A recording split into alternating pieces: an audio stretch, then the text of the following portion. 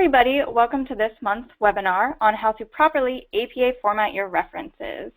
To start off, I'm going to introduce myself a little bit. My name is Nicole Crevar, and I've been working at Statistics Solutions for more than 3 years as the head APA editor. I've helped many students get through the dissertation process with their APA issues, get their writing up to the scholarly standard needed for publication, and ultimately get them through the process faster, which is the end goal, right?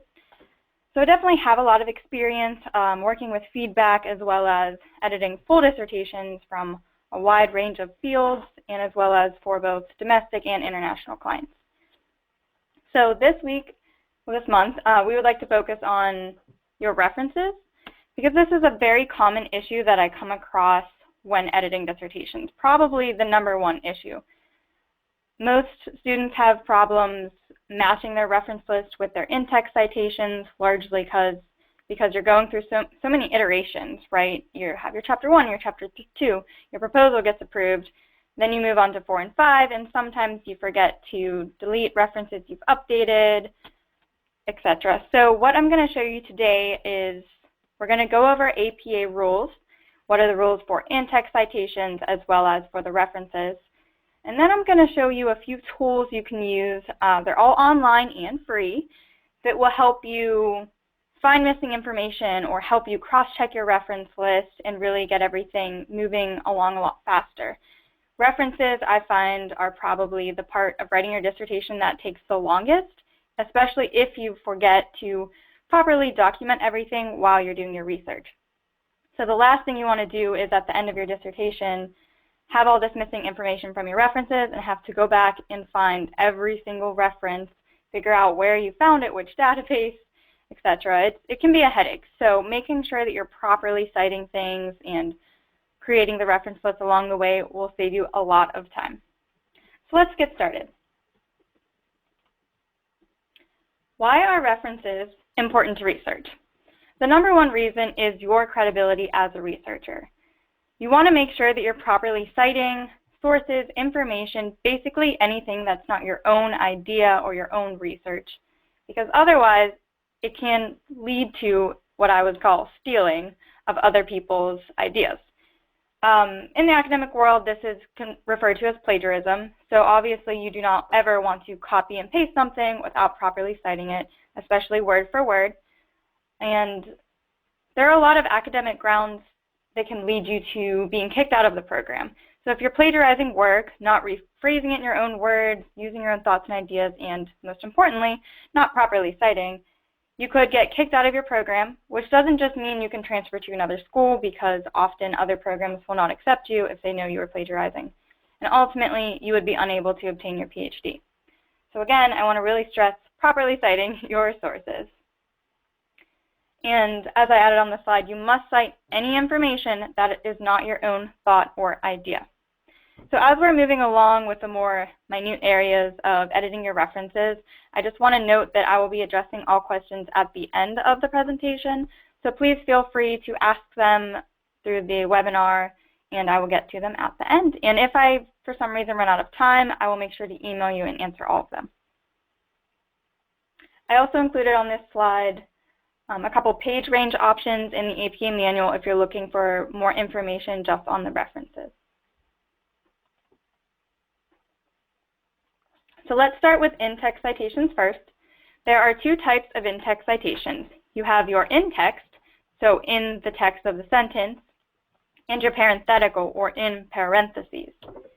With the in-text citations, it always follows the author or source cited in the sentence. So you would have Smith stated or author found. At the first start of a paragraph, when you're mentioning a new author, you want to always include the date.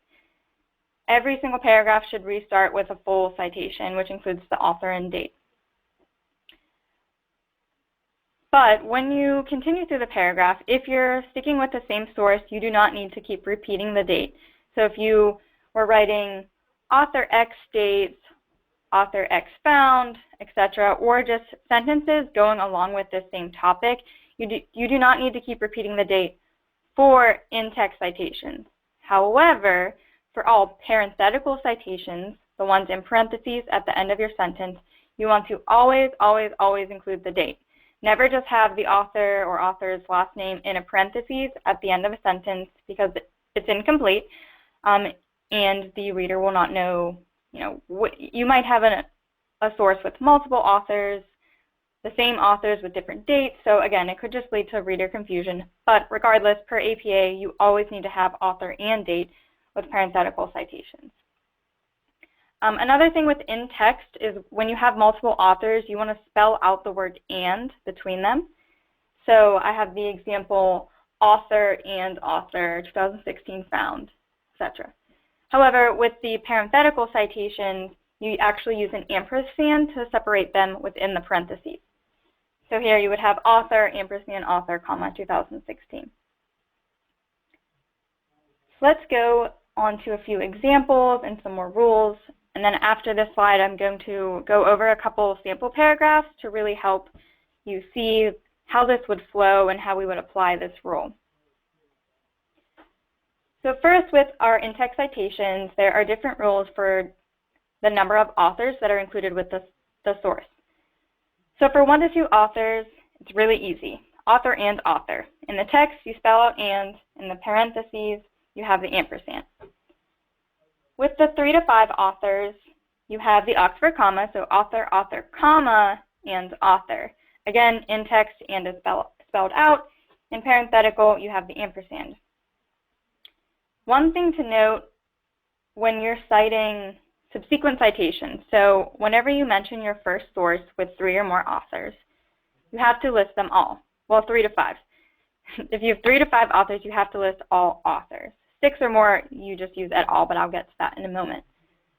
So 3 to 5, you want to list all authors the first time you mention it in the text, whether it's in text or parenthetical, it doesn't matter. The first time you refer to a source, you list all of those authors.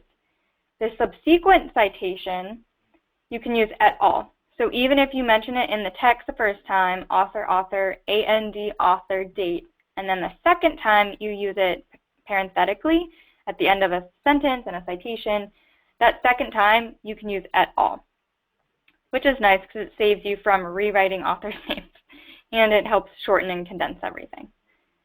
So that is the rule for 3 to 5 authors. Now, if you have 6 or more, that's a lot of authors. It could take up a whole line of text in a paragraph and a whole sentence, which will just cause a lot of reader confusion. So per APA, we just do the first author's last surname, followed by et al. And the date. So I have examples here with the in-text and the parenthetical. So again, over here I kind of restated, with less than 6 authors or more than 2, only the first in-text or parenthetical includes all names. So here's an example. Author, Arthur, and Uther stated, sentence 2 presents. And then in the second subsequent citation of these same 3, I can use et al. And from here on out, you can just use et al. The only exception is when you're talking about a governmental organization that you're using an acronym for. So with the acronym, you have to repeat it, or at least mention it in both the in-text and the parenthetical per APA. So the in-text would be the Centers for Disease Control and Prevention, and then in parentheses you would have CDC. And because we're technically combining 2 parentheses, there's a semicolon separating the CDC from the actual date. So if, hypothetically, you weren't including the acronym, you would just have in parentheses the date to have the citation. But since we're kind of combining 2 different abbreviations or information, and per APA you can never have back-to-back parentheses, they need to be included in one and separated by a semicolon. Now again, you mentioned it first in the text, but when you mention it first parenthetically, you need to repeat spelling that out. So Centers for Disease Control and Prevention, and this time in brackets, because per APA you cannot have parentheses within parentheses. So inside we have it in brackets, CDC, comma 2016. Now that this has been mentioned both in the text and parenthetically, you're free to just use CDC throughout, which will obviously shorten everything and help with the writing process. The big reason for this is you have readers who have maybe never heard of the CDC or are from a different country, so they really probably haven't heard of the CDC. So you want to make sure that you're keeping readers informed where you're getting your information from and your sources. And acronyms can definitely be a bit confusing, especially if there's an overuse of acronyms in your document, so you want to make sure to have them properly defined throughout.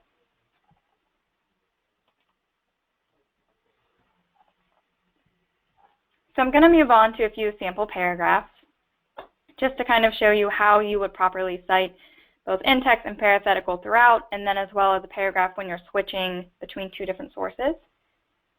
So I'll zoom in a little.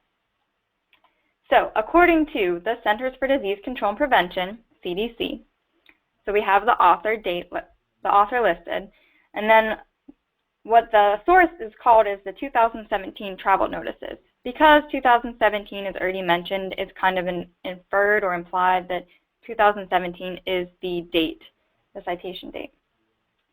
Madagascar experiences the bubonic plague once a year. However, in 2017, many areas throughout the island were affected by plague pneumonia.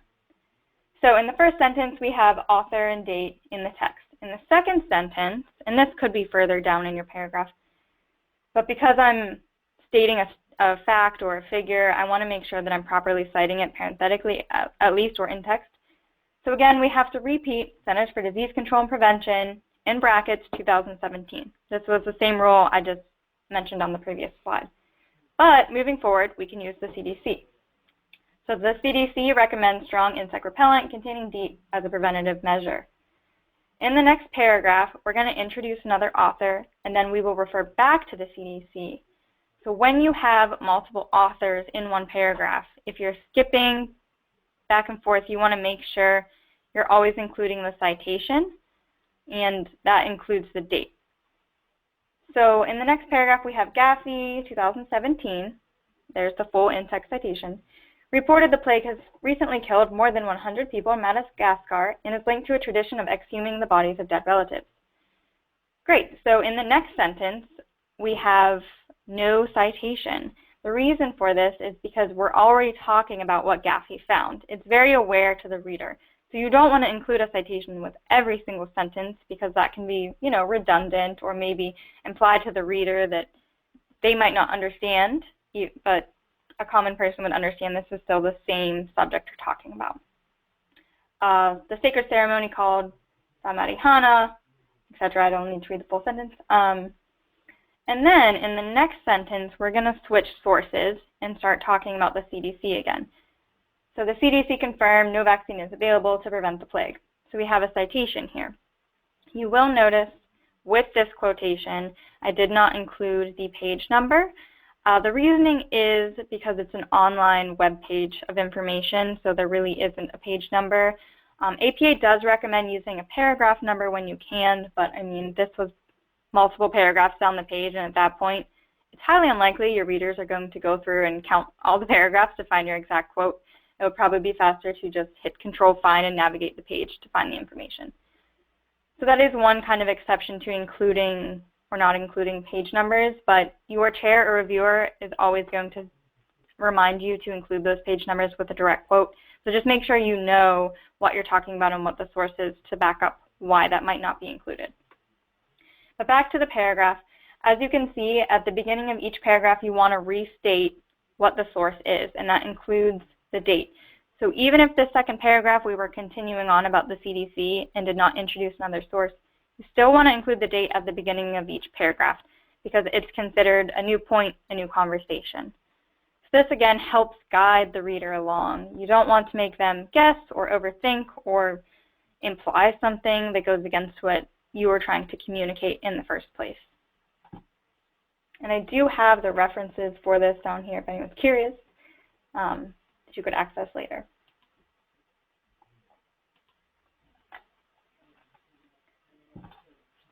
So next I'm going to move on to the reference list. This is the second aspect of APA references. So we reviewed the in-text citations, and they must match all of your reference list sources.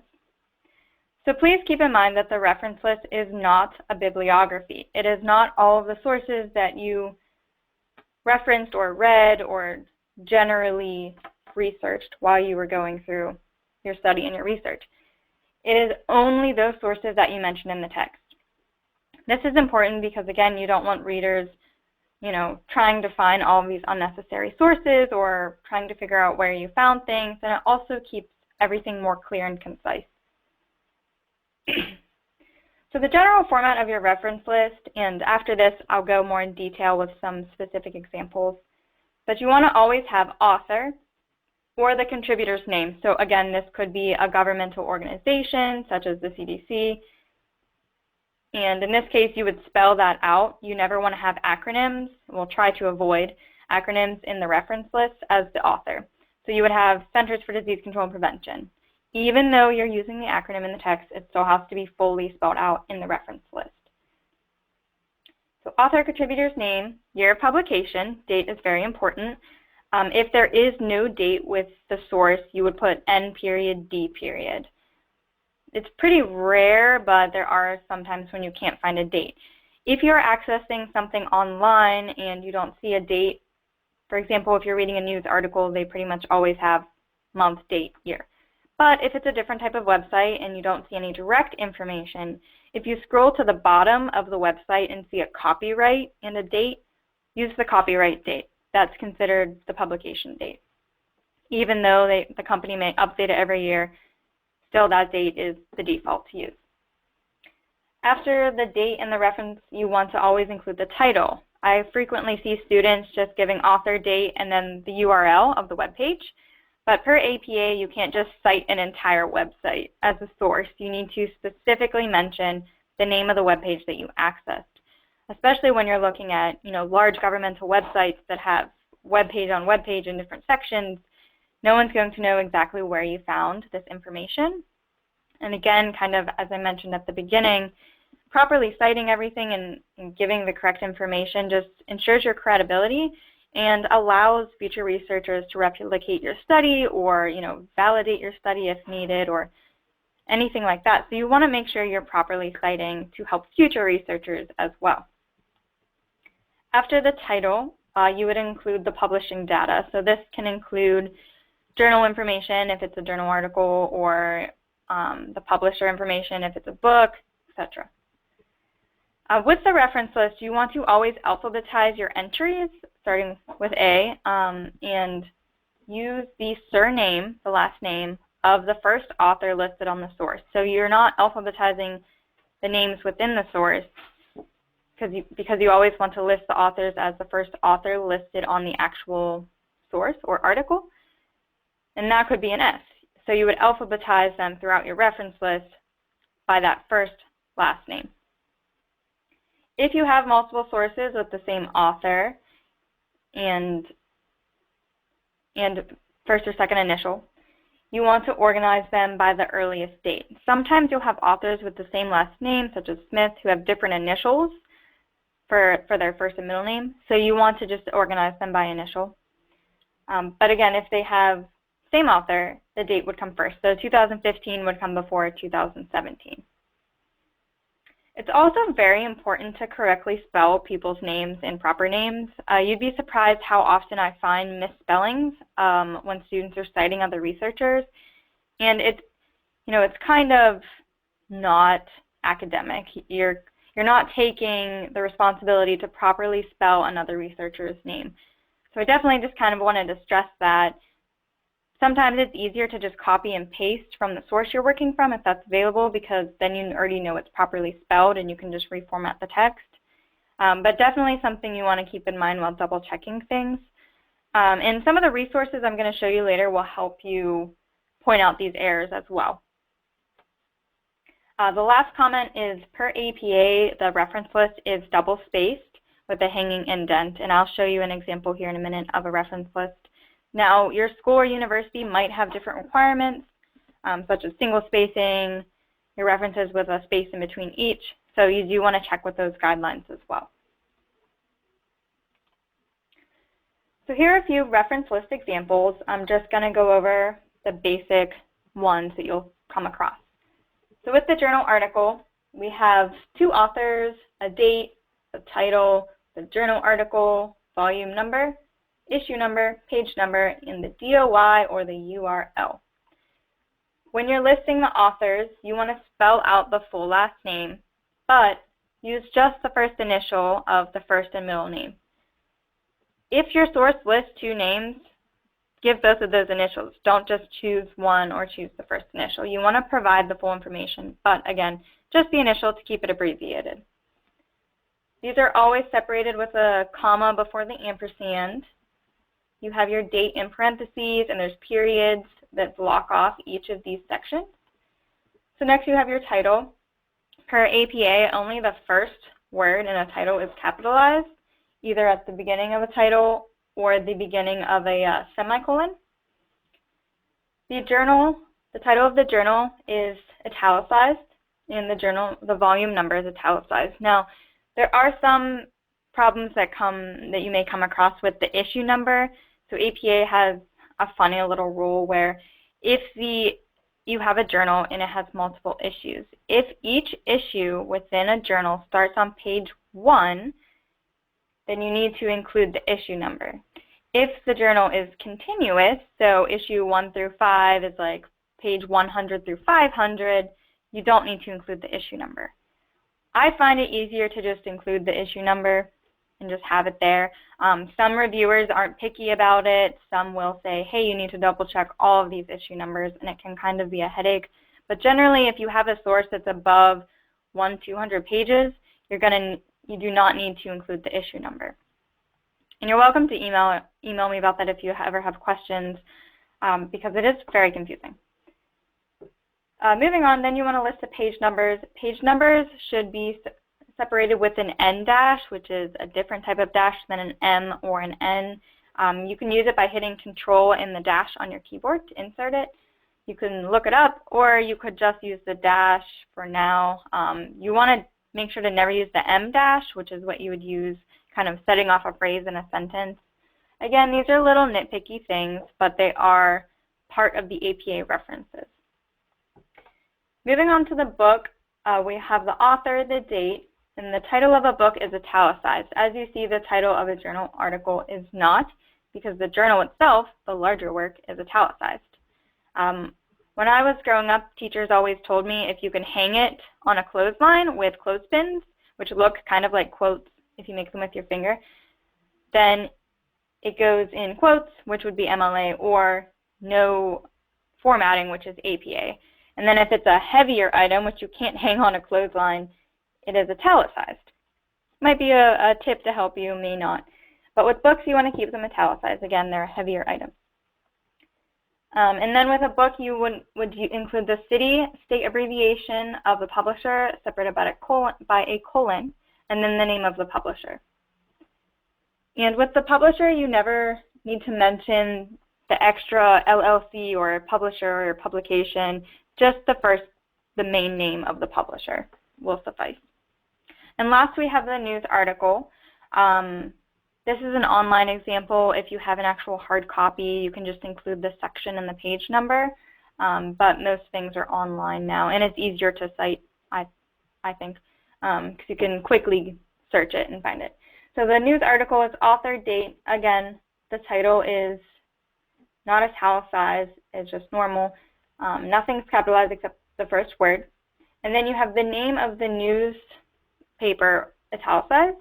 And then with your retrieval information, you only need to include the URL of the home page of the newspaper. And when you have a source with more than 7 authors, I just wanted to show an example here.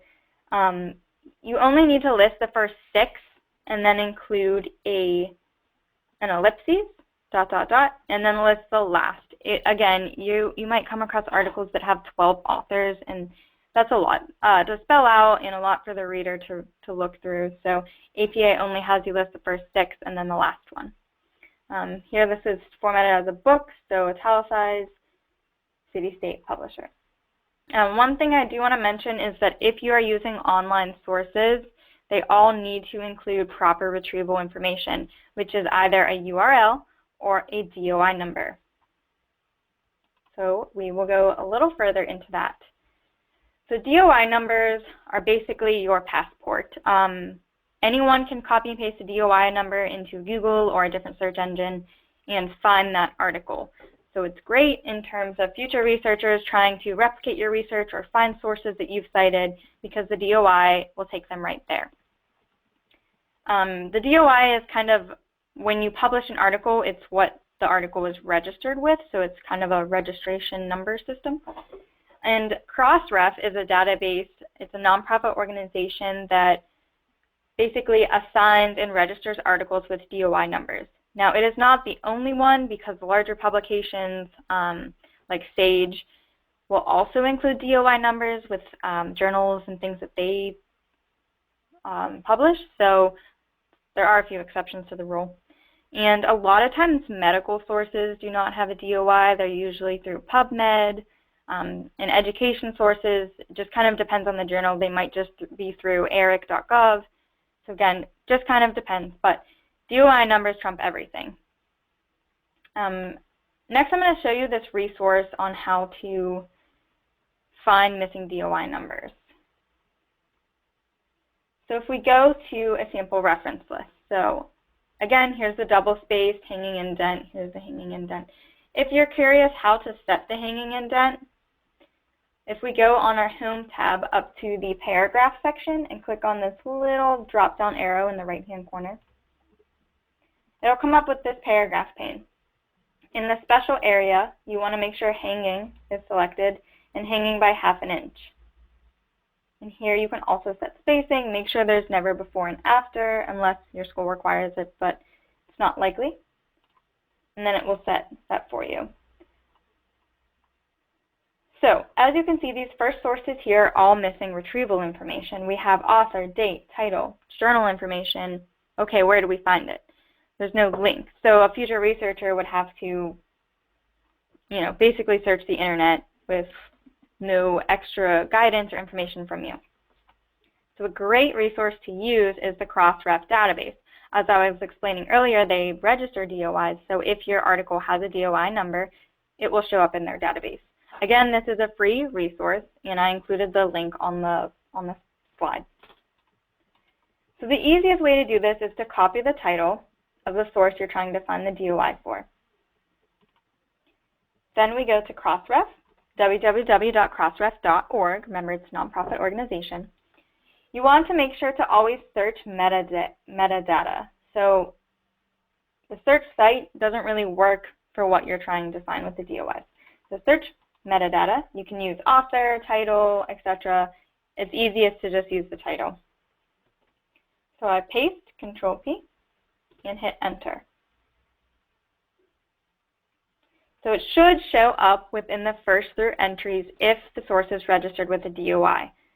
Most sources, more and more, are registered with DOI numbers, so as you continue on with research, this will get a lot easier. As you can see here, the impact of environmental factors shows up right here. If you know your references, which I know in this reference list the author is Applebaum, then I know, oh, hey, great, I found this source. And you can double check here. It includes your volume, issue, page numbers. If you're missing other information, this is a great way to fill all of that in. And you saw how fast it was to just copy, paste, boom, there's your results. So what we want to do is just copy the DOI number.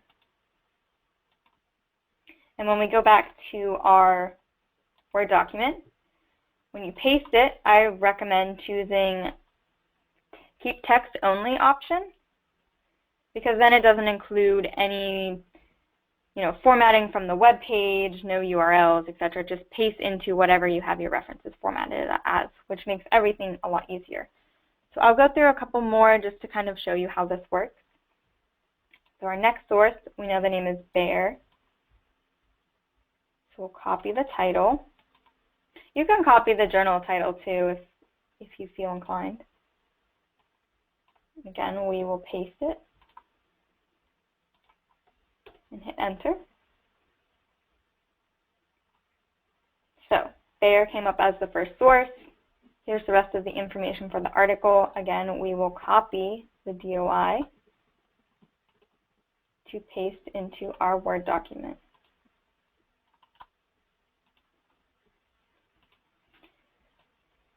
All right, let's do another one, and I'll kind of show you a different thing that the Crossref the Crossref website can do. So again, we will paste the new title.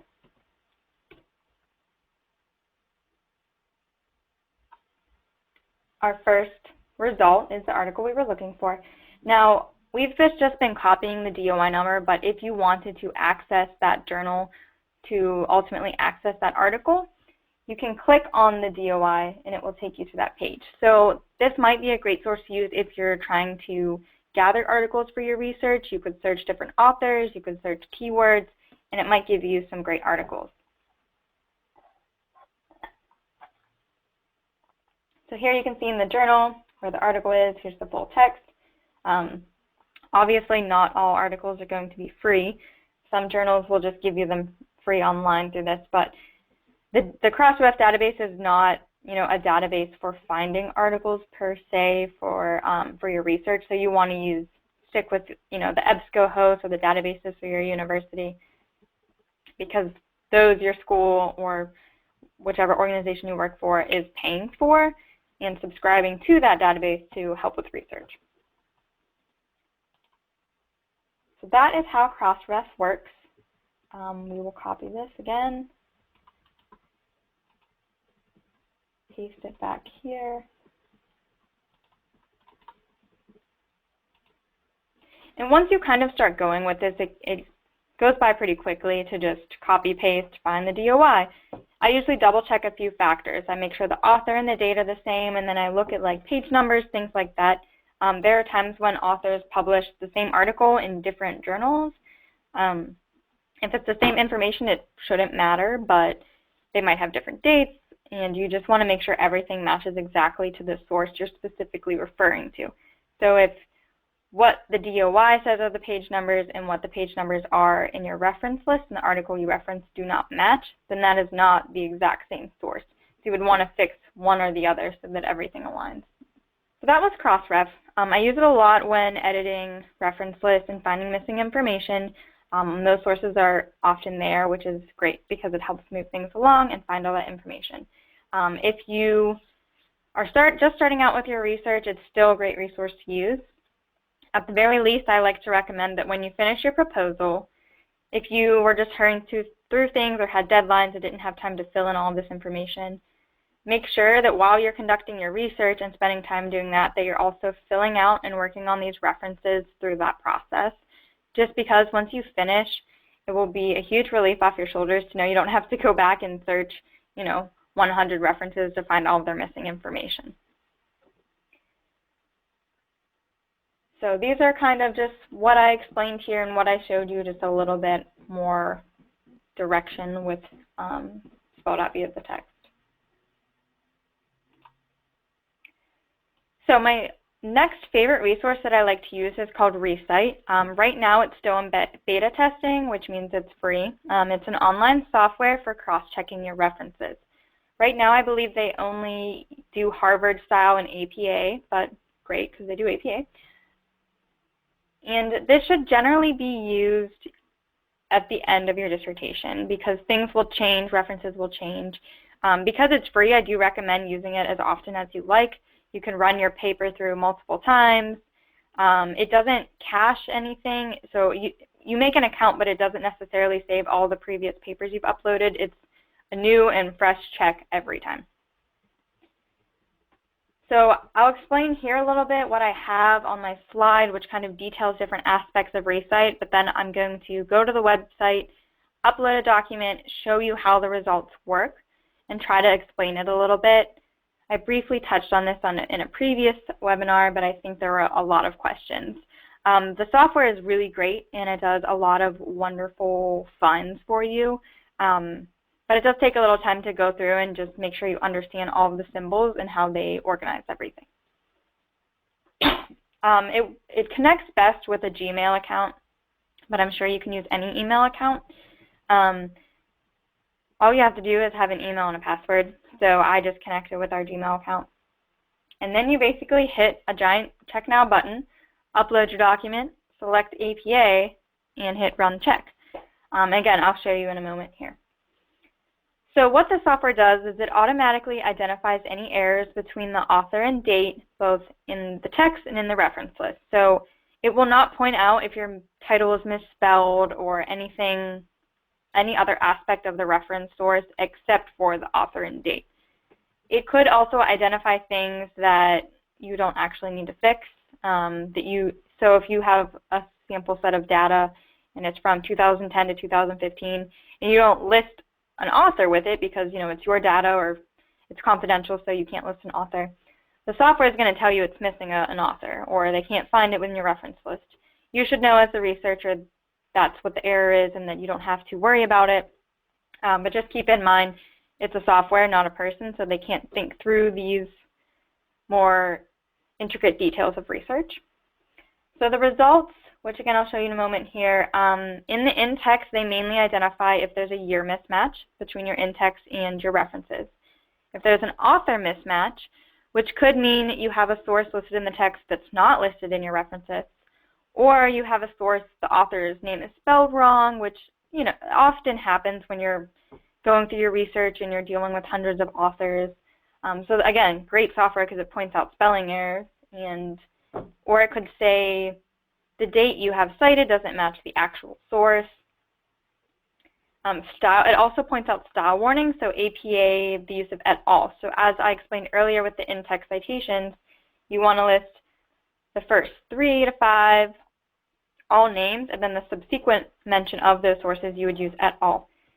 So if that's kind of hard for you to remember, just go ahead and write your paper how you need to write it, cite for what helps you. If that means spelling out all authors, spell out all authors.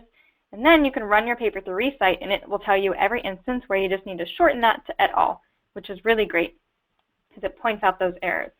Now, in the reference list, it'll point out if there's a source not found in the document, but this could also mean you spelled it wrong in the document. So again, the software can't pick up these subtle intricacies that you would understand. So if you have the Centers for Disease Control and Prevention and a date in your reference list, it might not pick up CDC as matching.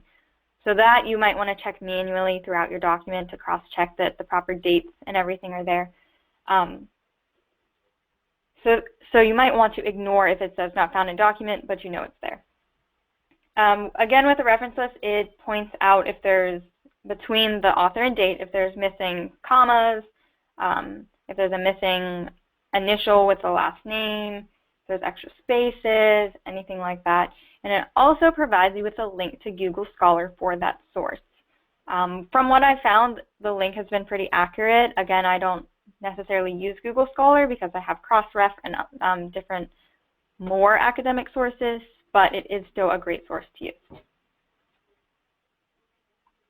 So let's go to the Recite website. So I'm starting it from the beginning to kind of show you how to log in. When you go to Recite, this is what it will look like. You can obviously look at a demo paper. So I'm going to show you a different example. So I'm going to go to Login, which it already knows who I am because I use Recite a lot. When you go to Login or Start, though, again, you should only need to have an email address and create a password. They don't collect any other information from you. So there's this giant button that says Check Now. So we want to go to Upload, which is Webinar Sample. You want to check As, make sure you're choosing APA from the drop-down, and then hit Check.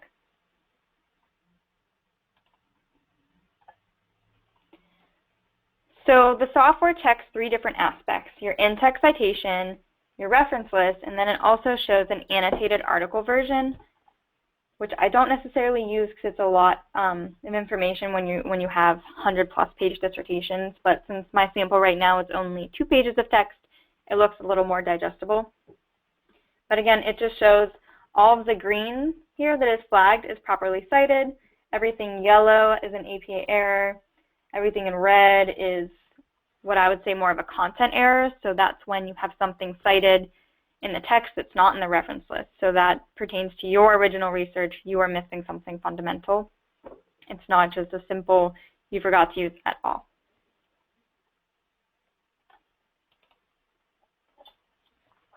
So you can drop down these different sections here. The in-text will show you all the errors. So we have 10 errors in this document. And then the reference list lists all the references. So see, they're all green, which means they're all correct, except for one. So I usually just do show only issues, and then just adjust that issue accordingly as needed. So I'm going to go through a little bit and try to explain these different symbols. So with Applebaum et al. Here, we have an orange error, which is a style warning. So this is an APA error. So when I'm editing documents and students are signed on for APA editing assistance with their references, I would fix all of these APA errors. However, when we get to more content-related issues, that's on the student to fix because I don't know what the source is, if there's only an author, or where to find it, etc. So you are responsible for being the expert of your research, but the APA editor would be responsible for helping fix all of these APA errors. So with the Applebaum, we have style warning, Yusuf et al. Is incorrect. Now the reasoning for this is it's only a 2-page document. So the first time it was mentioned, and if we do control find Applebaum, it has et al. At the first mention. However, if we look at the actual source, there are 5 authors, which means all 5 authors need to be mentioned at the first mention in the text.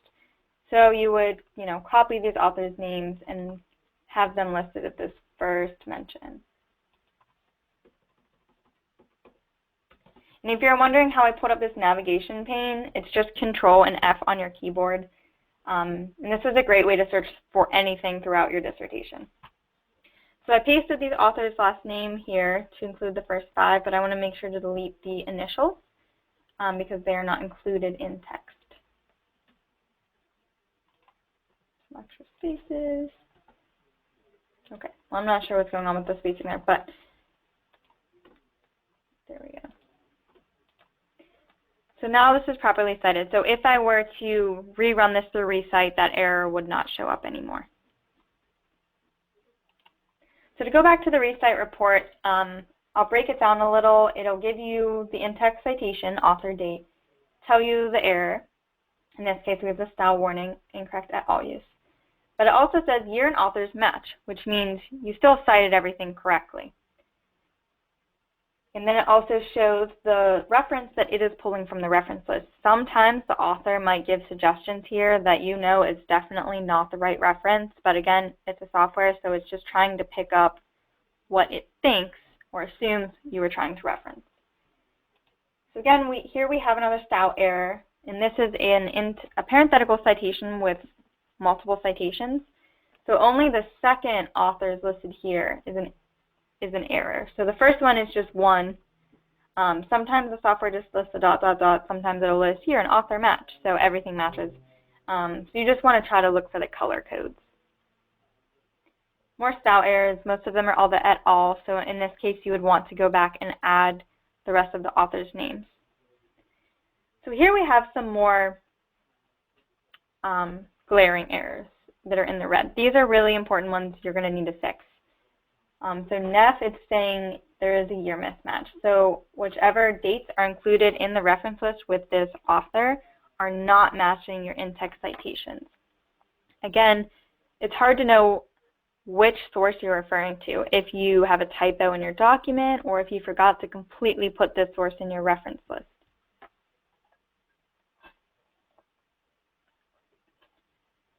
So if you don't know, you'll have to go back to your original research and fill out that information. If you know it's a typo, you can fix it.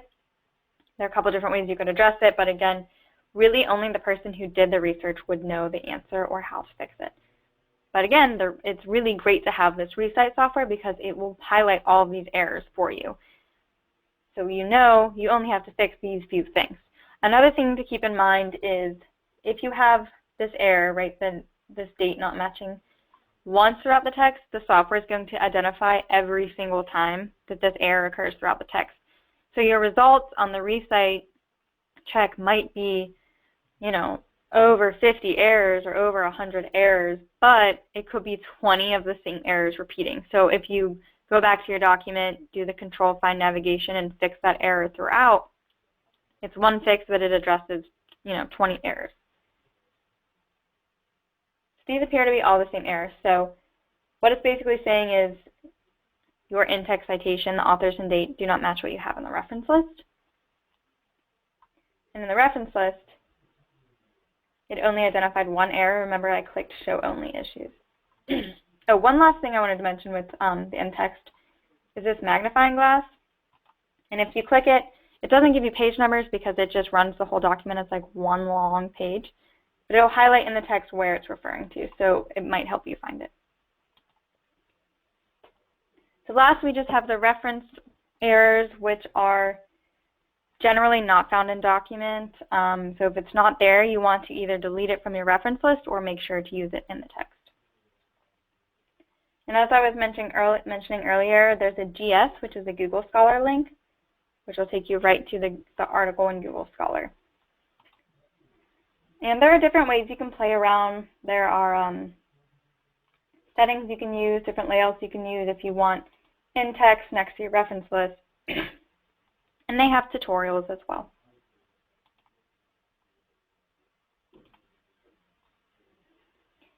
So hopefully both of these tools were really helpful, as well as this thorough review going over the in-text and reference citations. All right, well, I want to thank everyone for attending. Please do not hesitate to email me should you have any questions. If you're interested in any referencing assistance, I know it can be a little daunting, especially if you're reaching the end, but do remember that's what APA editors are here for. We're here to help you. We're here to eliminate all of these errors and kind of take those last final steps off your back. Every client and every student who goes through this process has to have their document APA edited. If you're doing well with APA edits, then you might not need to hire an editor, but most schools recommend, if not require, you to hire an APA editor. So although you want to take care of a lot of these issues up front, do note that editors can often be mandatory. And it's always good to have an extra set of eyes looking at your document. All right, well, thank you again, everyone, for attending, and I hope you have a fabulous rest of the month. And we look forward to seeing you next month.